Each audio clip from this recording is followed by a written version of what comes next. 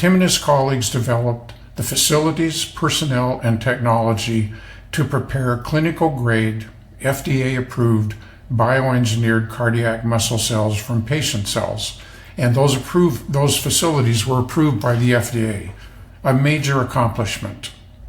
With that capacity, Tim and his colleagues then moved on to early preclinical and then FDA-approved early clinical protocols that we think of as proof of concept studies.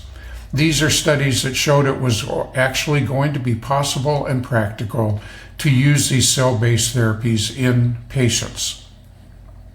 And with those efforts, Tim grew the infrastructure necessary to make this complex program function in that setting.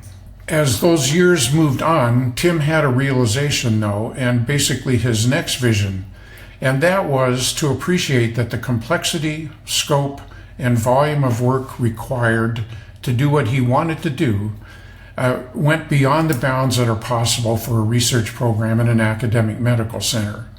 Tim and his colleagues simply needed a larger platform to bring all the components required to develop new therapies for congenital heart diseases together in an optimal setting to get those therapies from the laboratory to the patient as quickly as possible.